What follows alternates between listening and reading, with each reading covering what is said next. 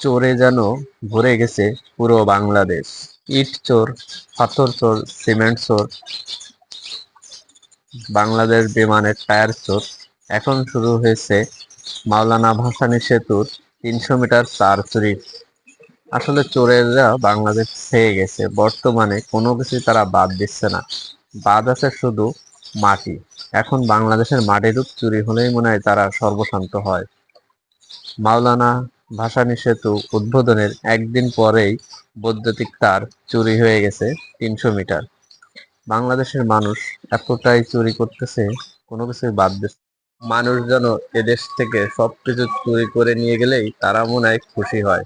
এত চুরি হচ্ছে, বাংলাদেশ সরকার কোনোভাবেই তা ঠেকাতে পারতেছে না।